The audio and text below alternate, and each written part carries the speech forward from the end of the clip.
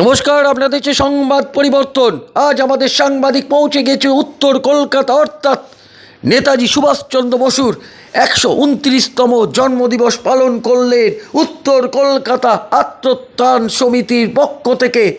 উত্তর কলকাতার ঐতিহ্য বজায় রাখলেন প্রতি বছরের মতো এবছরেও তাঁরা ১২৯তম জন্মদিবস পালন করলেন। আত্মোত্থান সমিতির কালচারাল সেক্রেটারি নিহারিকা মুখার্জি থেকে এবং সেক্রেটারি শান্তনু মুখার্জি এবং ক্লাবের সমস্ত সদস্যরা, আত্মোত্থান সমিতির সমস্ত সদস্যরা যেভাবে নেতাজি সুভাষচন্দ্র বসুর ১২৯তম জন্মদিন পালন করলেন তা নজর কাড়া ঘটনা। বসে আঁকা প্রতিযোগিতা থেকে বাচ্চাদের খেলাধুলা, কুইজ প্রতিযোগিতা, নানা রকম আয়োজন করেছিলেন। তাই সংবাদ পরিবর্তন প্রতিনিয়ত আপনাদের সামনে তুলে ধরবে উত্তর কলকাতার ঐতিহ্য বজায় রাখলেন নিহারিকা মুখার্জি থেকে শান্তনু মুখার্জি, সেই চিত্র সংবাদ পরিবর্তন তুলে ধরছে। তাই নজর রাখুন সেই দিকে। ব্যুরো রিপোর্ট, সংবাদ পরিবর্তন।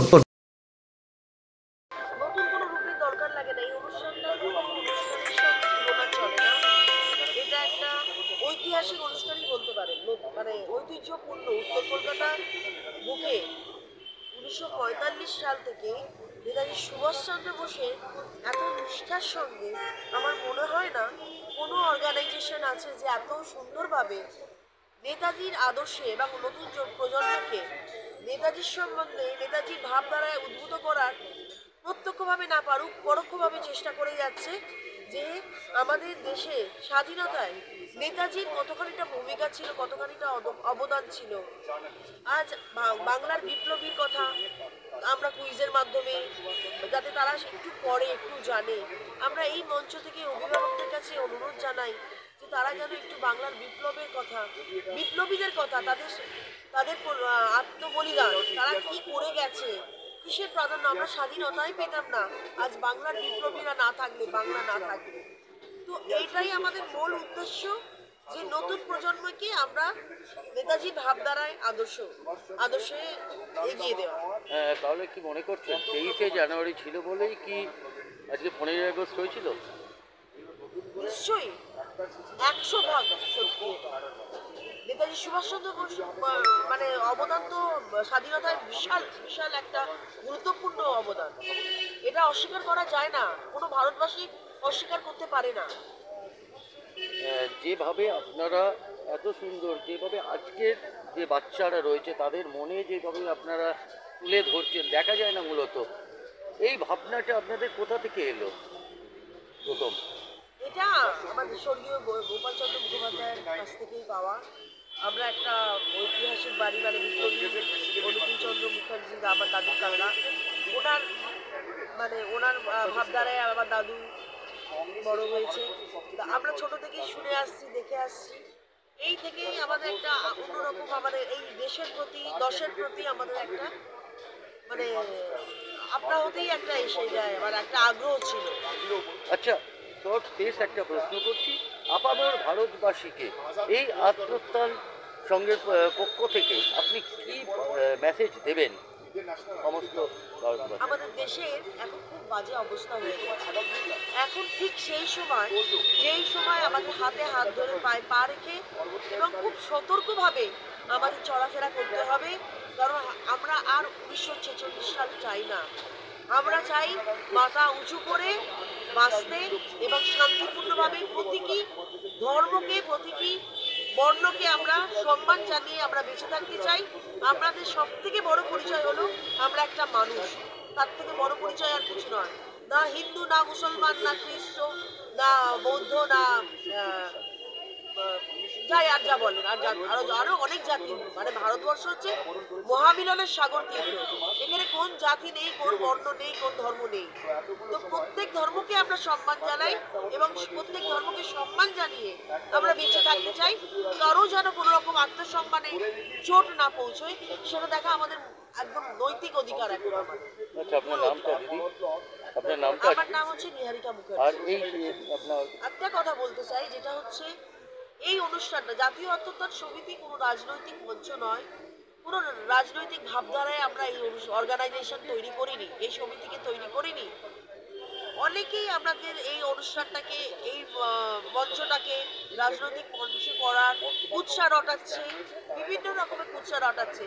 তবে একটা কথা বলছি, এটা হচ্ছে দুর্গম ঘাঁটি, এটাকে ভাঙা অত সহজ নয়। এটা ভাঙতে গেলে কলকাতার ইতিহাসকে ভাঙতে হবে। ইতিহাস যতদিন থাকবে, জাতীয় আত্মোত্থান সমিতি থাকবে, গোপাল মুখার্জি থাকবে। গোপাল মুখার্জি যার আদর্শে নিজেকে উৎসর্গ করেছিলেন, নেতাজি সুভাষচন্দ্র বোস সারা জীবন বেঁচে থাকবে মানুষের কাছে। প্রত্যেক বছরের মতো আত্মোত্থান সমিতির পক্ষ থেকে আপনারা নেতাজির জন্মদিন পালন করেন 23শে জানুয়ারি। এবছরের নতুনত্ব কিছু আপনারা কি রেখেছেন? দেখুন, ধারাবাহিকভাবে আমরা যেভাবে এই দেশাত্মবোধক অনুষ্ঠান নেতাজি সুভাষচন্দ্র বোসের জন্মদিন 1945 থেকে হয়ে আসছে, এবছরও সেইভাবেই হচ্ছে। তার মধ্যে আমাদের কিছু অ্যাড হয়েছে। এবছর আমরা একটা বইয়ের স্টল দিয়েছি, ভারতবর্ষের স্বাধীনতা আন্দোলনের ওপরে বিভিন্ন বিপ্লবীদের ওপর রকমের বই, বেঙ্গল ভলেন্টিয়ার্সের যৌথ উদ্যোগে। এবং আর একটা হচ্ছে ভারতবর্ষের সশস্ত্র বিপ্লব ও স্বাধীনতা আন্দোলন নিয়ে 25শে জানুয়ারি একটি কুইজ কম্পিটিশান বাচ্চাদেরকে নিয়ে অনুষ্ঠিত হবে। তো এই দুটো আপাতত আমরা এবছর আমরা অ্যাড করেছি। আর অন্যান্য বছরগুলোর মতন আমাদের যেরকম সিট অ্যান্ড ড্র কম্পিটিশান হয়, লাঠি খেলার অনুষ্ঠান, ম্যাজিক শো, টকিং দল, বিভিন্ন কোয়ারের গানের অনুষ্ঠান, হিন্দি ড্রামা, সর্বশেষে আমাদের আতশবাজি প্রদর্শন হয় সাউন্ডলেস, এবং বালক ভোজনের অনুষ্ঠানের মাধ্যমে আমরা ক্লোজিং সেরেমনিটা করে থাকি। তো সেই ধারাবাহিকভাবে হচ্ছে। এবারে এই বছরের অ্যাডিশন হচ্ছে আমাদের ওই বইয়ের স্টল, বিভিন্ন রকমের স্বাধীনতা সংগ্রামীদের এবং ভারতবর্ষের সশস্ত্র বিপ্লবের ওপরে বিভিন্ন লেখকের লেখা সমস্ত বই, যেগুলো আগামী প্রজন্মের কাছে একটা বিরাট দৃষ্টান্ত, সকলে পড়ুক জানুক, এইটাই আমাদের একটা উদ্দেশ্য। বই বেচা বা আমাদের ব্যবসা করাটা উদ্দেশ্য নয়। কারণ কি আপনারা বাচ্চাদের মন থেকে যেভাবে নেতাজি সুভাষচন্দ্র বোস, স্বামী বিবেকানন্দ, এদের যেমন নাম উঠে, আপনারা কি তাদেরকে ফিরিয়ে আনার জন্য, তাদেরকে ফিরিয়ে আনার জন্য এগুলো আমাদের রুট, আমরা আমাদের কি অস্তিত্ব, আমাদের অস্তিত্বটাই তো বিপন্ন হয়ে যাবে যদি এই মানুষগুলোকে আমরা যদি ভুলে যাই বা এই মানুষগুলোকে যদি ধরে না রাখি। নিজেদের অস্তিত্ব, বাঙালি হিন্দু বলুন বা যেই বলুন, আমাদের ভারতবাসী হিসেবে আমাদের নিজেদের অস্তিত্ব হচ্ছে ভারতবর্ষের গর্ব। স্বামী বিবেকানন্দের আদর্শে নেতাজি দীক্ষিত, দেশবন্ধু চিত্তরঞ্জনের রাজনৈতিক গুরু হচ্ছেন নেতাজি সুভাষচন্দ্র বোস। এবং নেতাজি সুভাষচন্দ্র বোস নেতাজি হওয়ার পিছনে রাসবিহারী বোসের বিরাট অবদান। এই মানুষগুলোর মিলিত প্রয়াস হচ্ছে নেতাজি সুভাষচন্দ্র বোস। তারপরে তার নিজস্ব ব্যক্তিত্বর প্রকাশ, নিজস্ব নীতি, নিজস্ব বিচার, নিজস্ব চিন্তাধারা ওনার তৈরি করেছেন। এই মানুষগুলোকে যদি আমরা ভুলে যাই, এই মানুষগুলোকে যদি আমরা জীবনের থেকে সরিয়ে দিই, তাহলে আমাদের কি অস্তিত্ব রইল? আমরা ভারতবাসী হিসেবে, আমরা পশ্চিমবঙ্গবাসী হিসেবে আমাদের নিজেদের অস্তিত্বটাই বিপন্ন হয়ে যাবে এই মানুষগুলোকে যদি আমরা ভুলে যাই। এগুলো মনে করানো, এগুলো আমরা ভারতবর্ষে কেন, পশ্চিমবাংলা ভারতবর্ষের বুকে যখনই যে বাচ্চাই জন্মগ্রহণ করুক না কেন, সেই বাচ্চাই নেতাজি সুভাষচন্দ্র বসুকে চেনা উচিত, তার নেতাজি সুভাষচন্দ্র বসুকে পড়া উচিত, তাকে জানা উচিত। তার শৈশব থেকে নিয়ে তার দীর্ঘ জীবন, তিনি ভারতবর্ষের স্বাধীনতা আন্দোলনের জন্য কি করেছেন, ওনার যে কি অবদান, ওনার মতন যে দেশত্যাগী, সর্বত্যাগ করে উনি ভারতবর্ষের স্বাধীনতার জন্য যে উনি কি করেছেন, এটা প্রত্যেকটা প্রজন্মের মানুষ, মানে আমাদের আগামী প্রজন্ম যারা, তাদের তো অবশ্যই জানা উচিত।